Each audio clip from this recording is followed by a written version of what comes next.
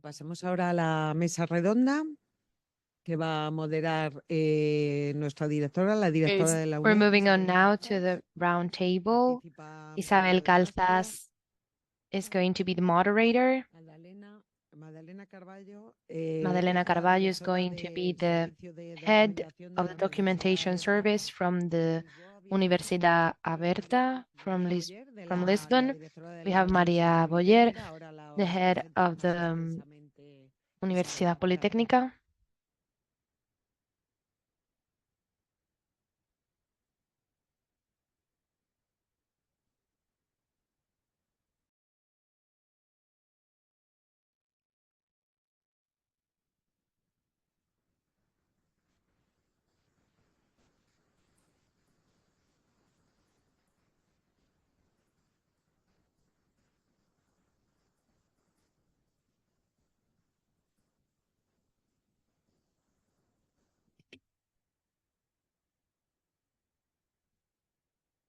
Pues buenos días. Cerramos ya Good morning. las jornadas estas. We're going to close this event with this roundtable. I have next to me Pablo de Castro. He has already been introduced this morning,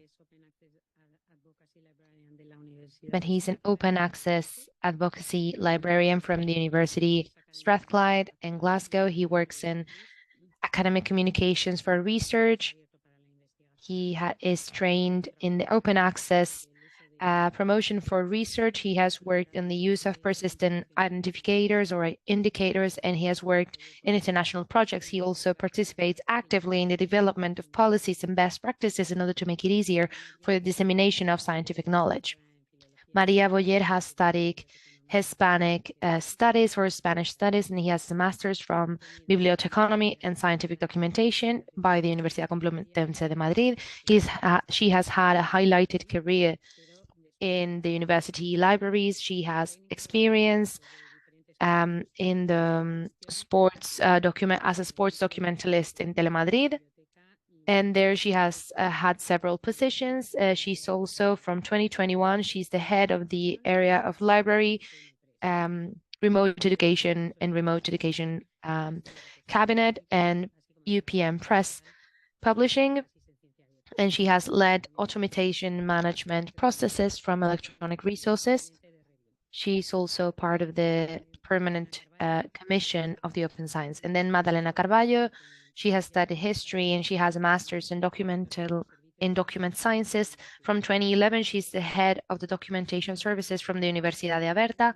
She has promoted the creation, preservation, and dissemination of knowledge from the Universidad de Aberta from Lisbon, and she has specially worked in the management of the institutional repository, the Repositorio Aberto, where she is leading the project on open educational resources. From 2015, she has worked as a member in the area of open science in the LEAD, the Long Distance Education and E-Learning Lab. She's also an advisor for quality and manager as a process of educational resources, member of several publishing committees and scientific committees. And well, what I wanted to ask is I think some things regarding Pablo's presentation were left to say.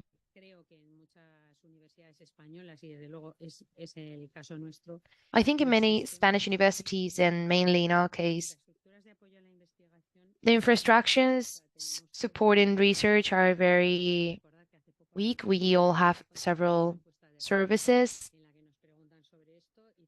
I have asked to review a survey about this, and we are migrating from different services. And in our repository, we have just opened the research portal and the service for support to research is implementing a CRIS that is not just a homemade, but it's the owner kind of like of Chris. You have talked about the models that work, but the reality is that we have a lot of infrastructures. And how can we make those infrastructures to be communicated among each other? And how can we promote open access and open science? Thank you for the question.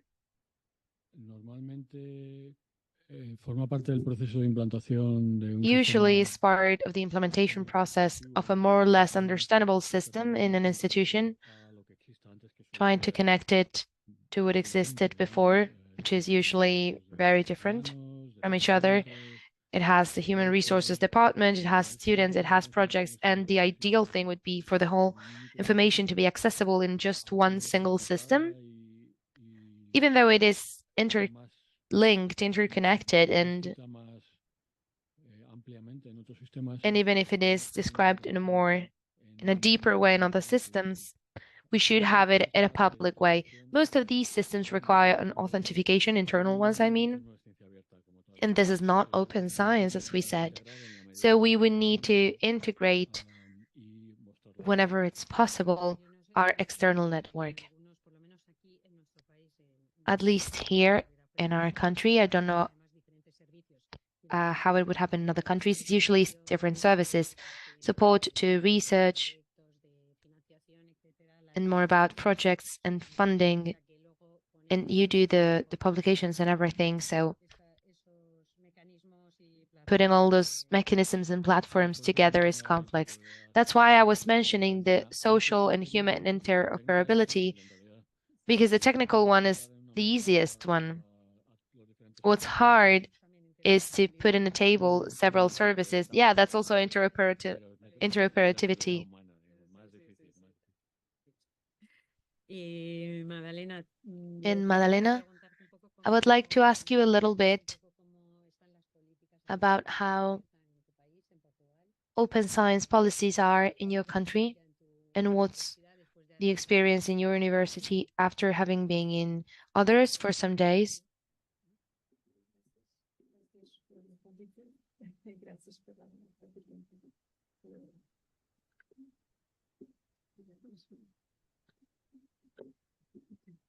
Gracias. In Portugal, the implementation of open science policies has advanced in the last years, although it still faces challenges. In Portugal, they started in 2003 with the creation of the repository of the university in which I work. In 2018, we've had a national council combining the structural institution of the funding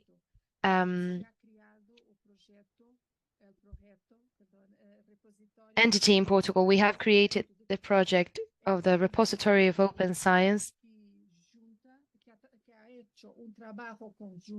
It has been an organization that has done a joint effort in the creation and development of repositories of different universities and resources for research. It is a very important project when it comes to the aggregation and creation of the joint work, mostly because I have been in this project since 2008, and it has been a very important support for the technical infrastructure, but also the collaboration kind of work component has been what has created that all the universities that are really willing to participate, but they don't have the technical means to create their own repository, could work together. The work from 2008 until now has been a collaboration work with a great focus in the professionals of libraries, the library workers and the staff ones that know more about the information sciences, because they have had this willingness of working with the technical requirements that have been needed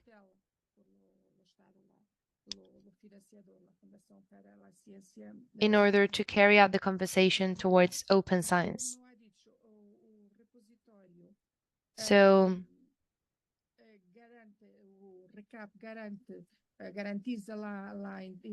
the repository is a guarantee for the integration of all repositories of universities and information centers in Portugal.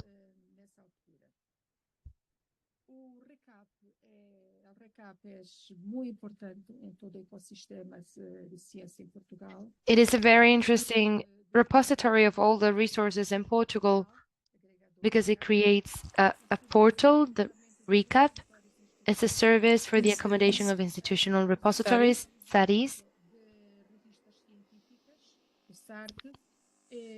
USARC, communication service and participation service of the professionals. In this moment, the portal adds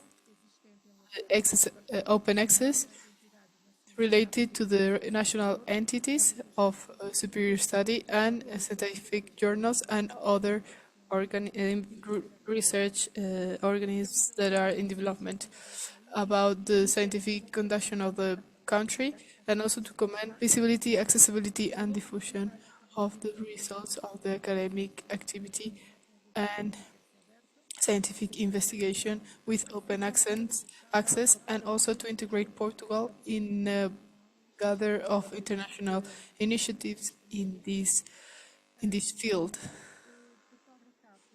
The RECAP portal makes disponible, makes available 334 contents that are 384 contents, 38 journals, publications, 27 institutional repositories that are in the SARI. It adds OASIS VR through the interoperability, and for both editors, the Catholic University of Portugal and the University of Portugal. For one of the functionalities is the service of the common repository. That is a repository for the institutions that have no repository. Inside this RECAP portal, a community has been created to which the researchers that have no scientific repository, they can put their own contents and their own production in this community of repositories, and like this to accomplish the requirements of the financiers of the open science. Basically, these are the functions of the RECAP portal,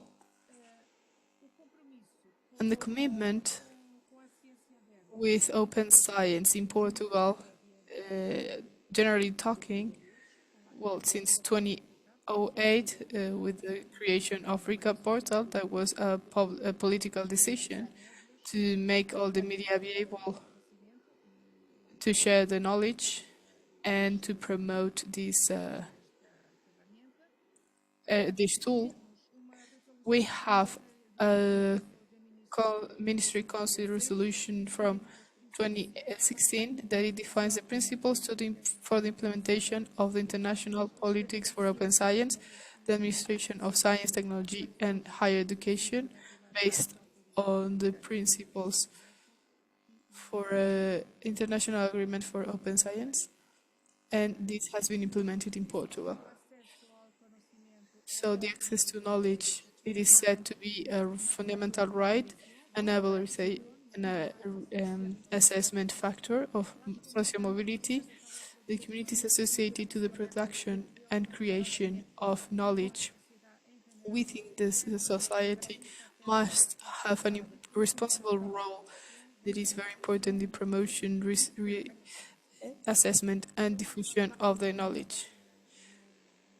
The politics, the policies have not been published yet, but my own think that the politics of open science is going to be published during this week because it is happening right now in Portugal, an event that is this software open science conference that is the event of the 15th conference of software in open science that is organized with it's organized by Portugal and Brazil, the Portugal University of Minho, and in Brazil by the Communications Institute.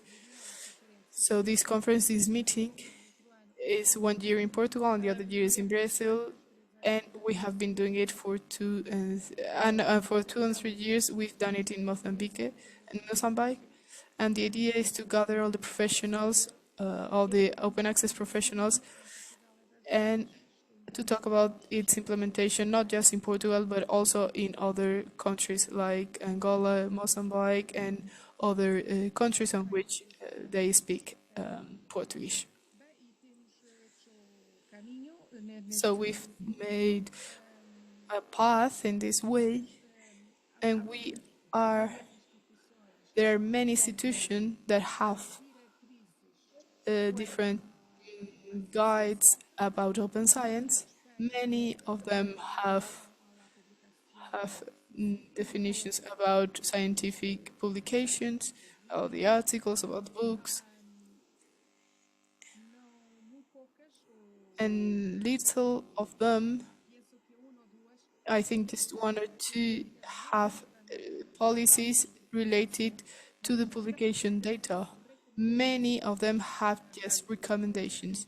Others have just open science policies that gather all the different bases of the open science, but they're waiting for the LCT politics so that the different politics can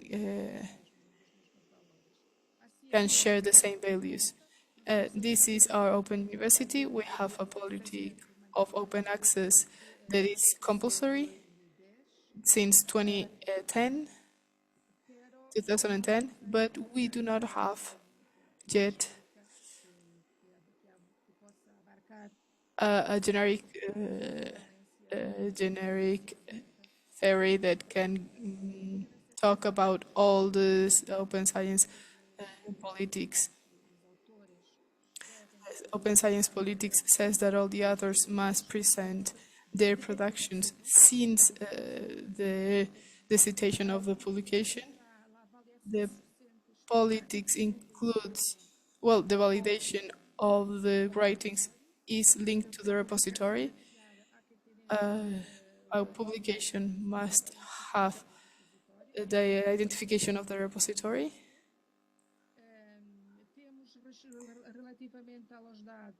In relation to the data, we have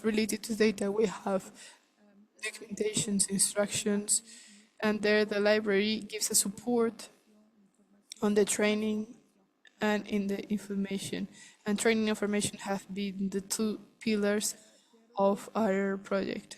So, we are waiting for it, and I hope these politics all create the same values. We'll be listening to it because we are also working in this politics, so it's very interesting. Yes, please. So just to add to the previous question, to integrate all the systems and all the units, all the people here in...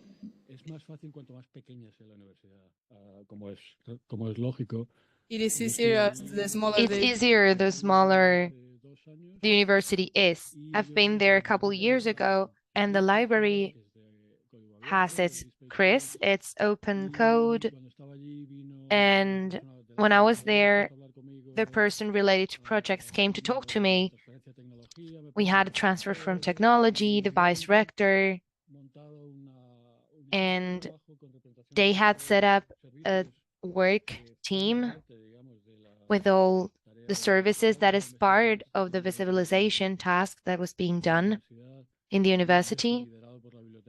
And I don't know if that's led by the library or not, but the library is on the table.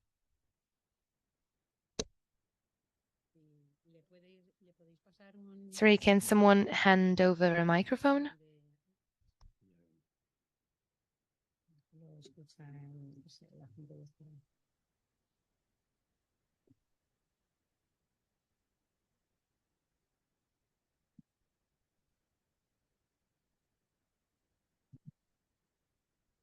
Como decía antes, es un proyecto, nuestro repositorio y Chris.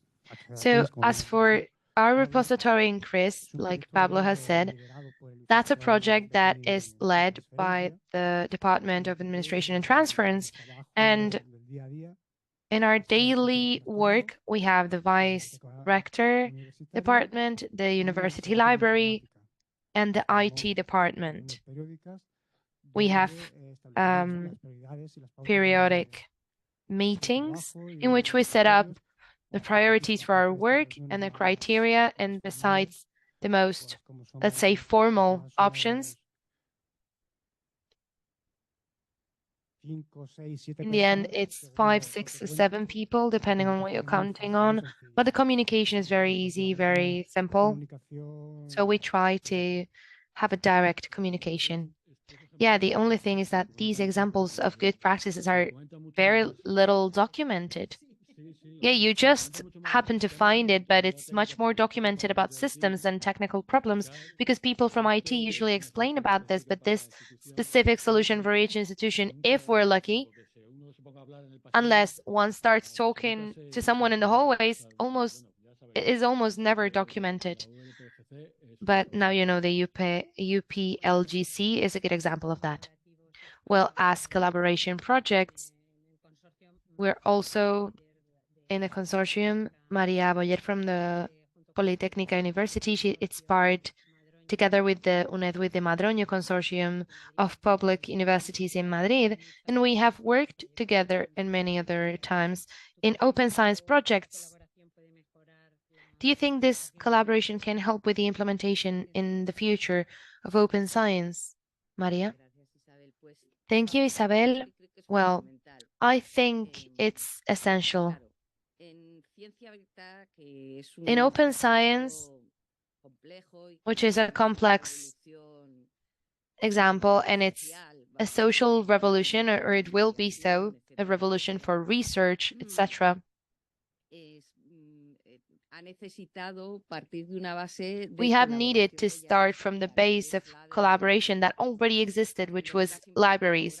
Libraries have always collaborated, so I think embracing open science was very easy for libraries when it comes to, first of all, giving a structure to information on the one hand, and on the other hand, to make it available for people that's well organized so that it's accessible. That seemed to be very clear goals in the DNA of libraries themselves. That's why I think libraries very quickly embraced open science, at least university libraries.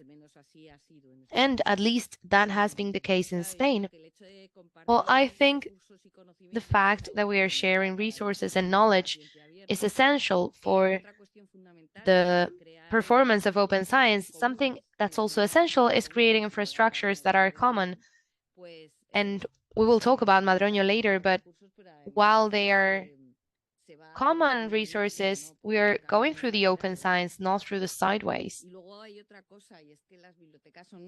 And there's something else. It's the fact that libraries are quite evangelic, right? In the sense that we are missionaries. We're very overwhelming sometimes. We go after researchers, we help with training, we help to raise awareness, and what has the example from the change of the regulation in ANECA proved? So despite everything that everyone has has complained to ANECA and to CSIC as well. We have been able to do so. And when we have had many researchers, because researchers are researching, they don't always know what's the regulation context in which they have to work on, or what's the service context, even of their own university. Sometimes they don't know about that. So when we've had them come last minute, there have been infrastructures that had already been working and they have solved this problem. Therefore, I think the collaboration among libraries in order to implement open science is essential. Because if we don't do so, this topic is so big and it encompasses so many things that we could not be facing this alone. There are libraries that, because of their nature, when I talk about libraries, I mean university libraries, because that's a bias I usually have. So because of the nature of universities themselves, as we said here in the one from Las Palmas, the communication between departments is quite easy, and due to political leadership, there are other libraries here, and I look at Antonio and I look at myself, there are other universities in which the collaboration between departments and the infrastructure is so complex inside the university itself that even if there is not a base of strong collaboration, we could not be tackling such complex projects. And yes, of course, I believe collaboration is essential. Yeah, proof of that is to talk about our portal. Yeah, you can talk about it. Oh, okay, should I start? Okay. So more successful examples of this collaboration could be highlighted in three aspects. On the one hand, it would be the whole work that we've done from review. Raúl is here as well. He's the person in charge of the open science line in review.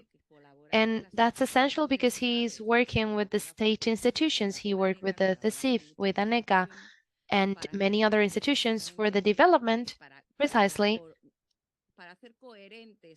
to make cohesive how policies scroll down, how decisions scroll down when it comes to actually achieving good real goals. Madroño is another example, and OpenAIRE is another example of libraries that have worked on it a lot. In the case of Madroño, we started with the science portal a long time ago, so it was one of the first repositories, but our perspective at the time was that, well, each one of us will create their own repository, and then we set up a service layer on top of that, and that's it. But when we thought about tackling data open science, we thought, okay, that's not the way to go. The way to go is actually the opposite. It's a common infrastructure that we can later on individually handle. Because there's an underlying situation of support for the researcher that has to be customized. And I talk from my own experience, but it is not easy to support a researcher in engineering. It's not easy at all. So if I wanted to support anyone when it comes to legislation or social science, I would also not do it very well, but the research data that we have from the applied sciences are very complex. So it requires from part of the infrastructure of the library that's more specialized to do that. But the infrastructure underneath needs to be common. So the example of the data repository from Madroño is an example of the success that we have had in it. It is true that we're still missing some way to go. We're missing some acknowledgement, or being more known, but there are policies that force researchers to create those repositories, or maybe they find out 10 years later that that was necessary or compulsory. And in that case, they are developing many more services.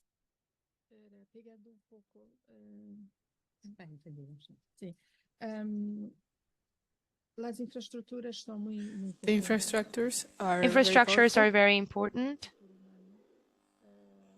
La capacitação. but the human factor, the ability, is also important. And in Portugal, we had the technical infrastructure, but within the CAP project and the work that we did all together. We did work all together, and there's another thing that exists in Portugal, that is the ability to react to a movement of professionals, to be able to make the professionals able to do to work on different aspects of the science, so that we professionals, people from the libraries, of researchers, or whatever, so that we can support the researchers that are inside the universities. So the will to earn knowledge, to transmit knowledge. This has been a very, very interesting experience and very important experience. I just wanted to say that we have in Portugal a forum in management of research data. It's a group of professionals from many disciplines, libraries, science managers, and so on, that is shared in different groups: competencies, politics, fair data, and that it gathers. They meet all the months, and every year they do a management research data forum. So with these many hundreds of professionals from Portugal and even from Spain, they go to this forum to share acknowledgement of their own field about management of information data. I just wanted to say, to think about and talk about the future of open science after these 2 days. What do you think that are we gonna get?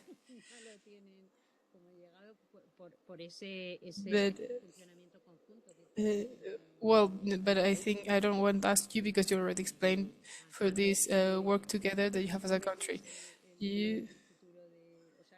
How do you think is the future of the libraries? How do you think they're going to change in the future of the open science? How is this going to reach us? Do we have yet a lot to do? So I think it's something that's progressive. It's something that has been done a lot already. And I think there's an element of capabilities that's very important for library workers, library staff. It's more of a desire or an expectation than a prediction or a forecast, but I'd like to see the library staff more integrated with scientific activity in institutions.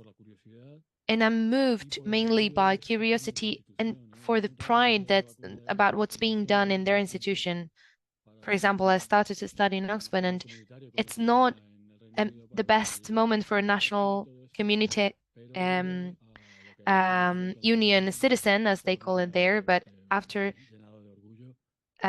what happened with everything about the vaccine, we've all felt pride about that wherever we were from.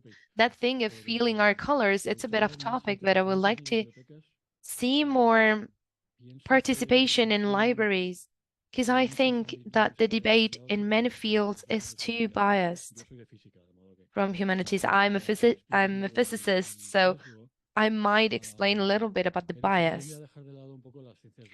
But we usually tend to forget the pure or natural sciences, let's say, because they seem harder to understand, and I would like to see more harmony between library and research groups in order to understand how fluxes work or flows work in different research projects, and being able to give some input to people writing proposals.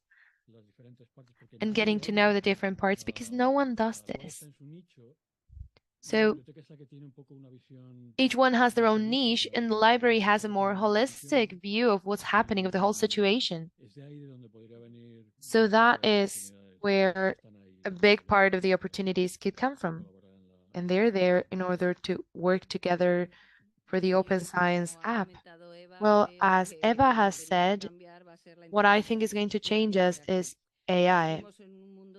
So we live in a world of revolutions in which predicting what's going to happen, predicting the future, or foreseeing the future is basically impossible. So I completely agree with what Pablo has said, and I think institutions in Spain, university institutions in Spain, have to evolve. They have to evolve quite a lot because they're still, in many cases, very anchored to a structure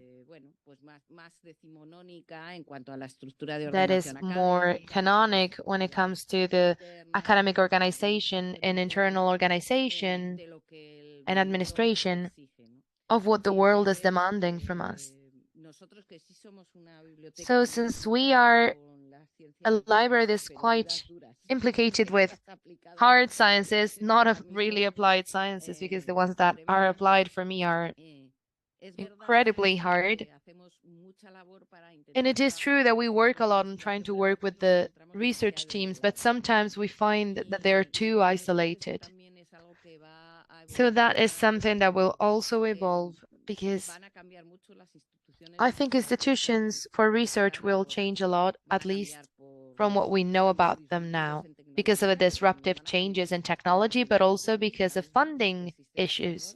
So the Spanish system will not be sustainable in the future, and specifically, especially with the policies that we have right now, this system of 60-something public universities will have to be deeply transformed in its structure or foundations, and that maybe will allow a higher permeability among the profiles of a researcher, academic, support, manager.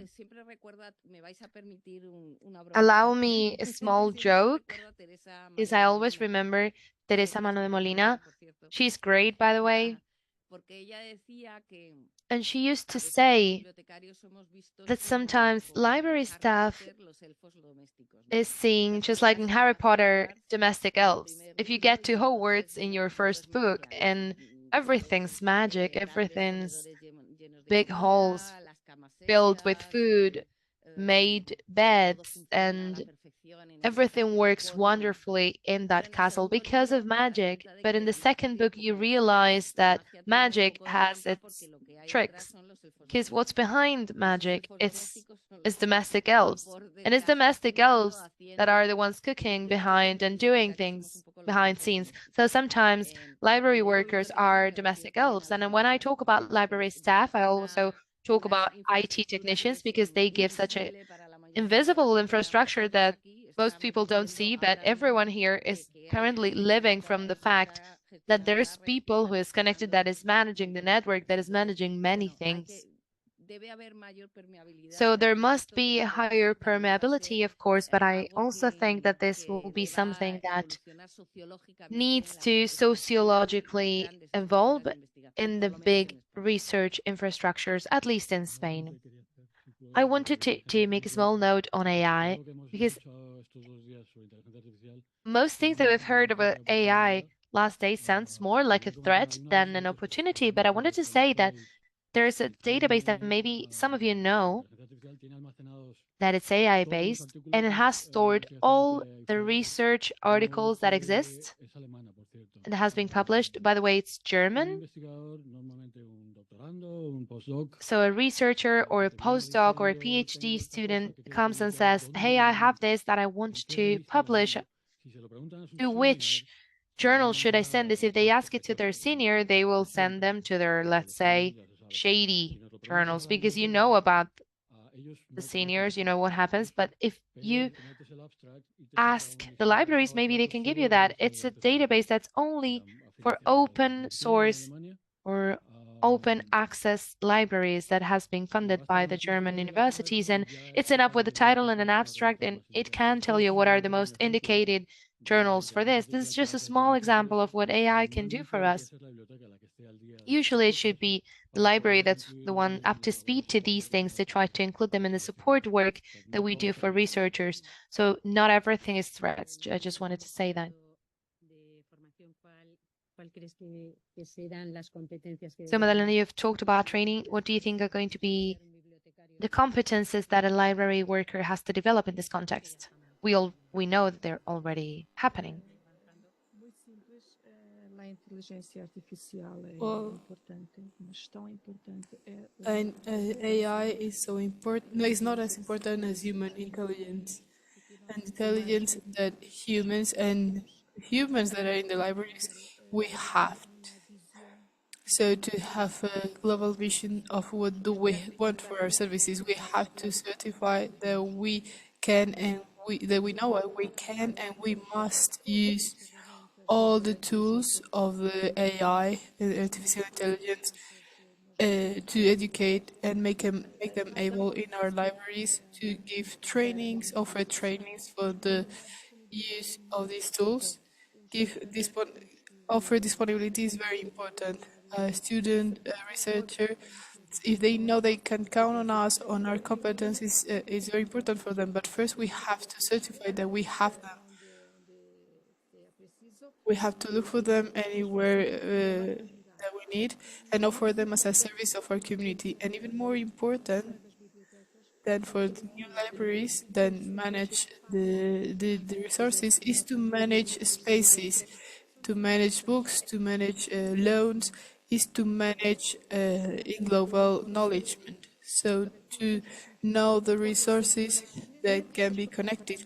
Not all of them are bought. There are many, many, many resources in open access that we can bring to our sites, to our libraries, and let them know, let our users know them. And more, even more than manage spaces, it's about manage the knowledge and be part be part of the knowledgement, because people from the libraries can be part of the knowledge. I don't want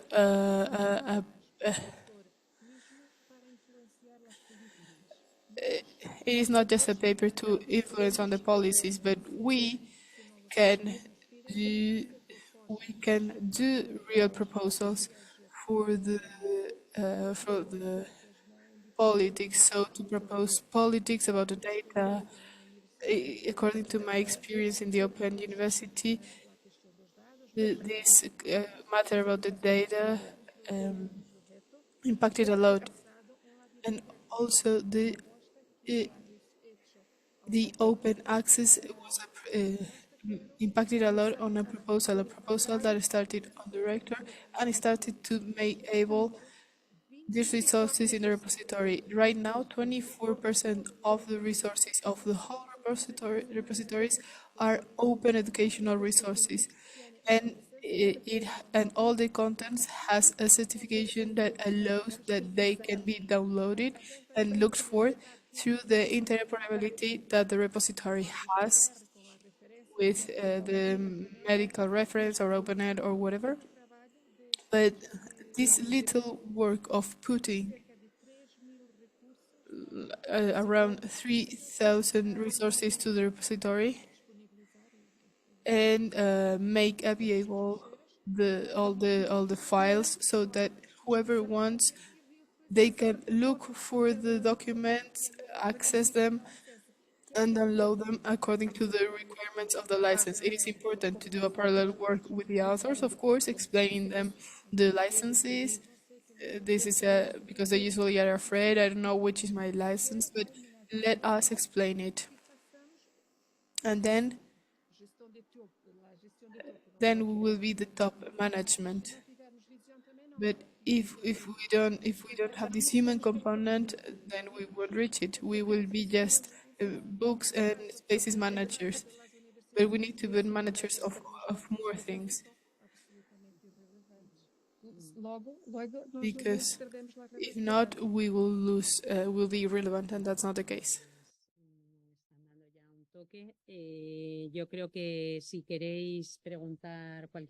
Okay, so if you'd like to ask anything to the speakers, we can open up the session, open up the floor for questions.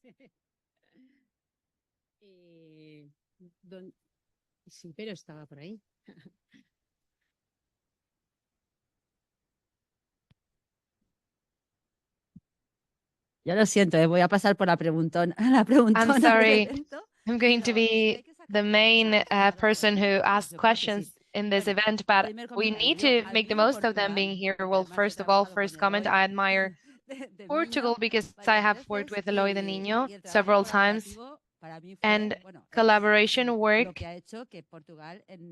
has made that Portugal, when it comes to open science and open context, to be a reference. So also congratulations to libraries about what you do in open science. Very well done. But I am also a researcher. I'm not a libraries worker. But I think there's something that has to do with what Pablo has said. We should have a higher projection with communication, not only doing the work of the researcher, for example, the delegate deposit. At least we should give the option of doing it. But I have known people that has found out that there were things in their repository without knowing that there were. But in the case of data, I've been doing training for the last years, it's impossible for the library to do that. In fact, it is being done, but the risk that the quality of the metadata, the data that's there, and the information that's given there is very poor, because then the data might not be understood. So that openness of the library towards the researcher or the scientific community, I think that should be a bit lighter, in the sense that there were more. And then we're talking about researchers, but young people, even the ones that have not graduated yet, there's an important market there to get to them, because the one that's used to, let's say, bad practices, or let's say conservative practices, I think we should have a training campaign there as well. And as an example, since I'm coming from a research study from the SIC, because it's a collector of 126 research studies from the Canary Islands until Galicia. We are from Severo Ochoa, and we have done a calling that's called Publimpicas, just for the pre and post PhD students. And there will be some award for the best publication that also needs to be open. It needs to be in the repository that they should have done it. It is measured with metrics that do not belong to commercial brands. They need to use Open Annex to see what's being collected and the citations that appear there. And it has been also a training campaign with the incentive of that award that will be given in Christmas. But has that been done by the researchers or by the library? From the researchers, right? Yeah, from the management and the management of the Severo Ochoa. That has also been an open door. We have generated, let's say, some guidelines of how to do that. And so far, we've had people joining. So it's a way to open the open resources. In this case, I'm talking about a research center that has, between the whole staff, about 300 or 400. Not all of them are pre or post PhD students, but it's a way to open up the system, to invite to participation by opening up the resources that we've had. But going back to the first topic, please make the data is facilitated by the researchers so that they can add that information. Because in Revin, we're working about the data, we're working on that. And when one tries to collect data to know what's the data that's available, first of all, they're a mess. But it's data that is not data. It's pictures of charts, reports that are tagged as data sets, and that's not the way to do it. And in any way, we should have dissemination, communication, and incentives. I think that's important. I'm not going to ask any more questions now. Well, let me tell you, Reme, first of all, thank you about the comment. It's two examples from England. The University of Lancaster was doing some work and they control it. The metadata is there, but the metadata is done by the researchers. What the university does is to promote the peer-to-peer conversation, inviting people with talent.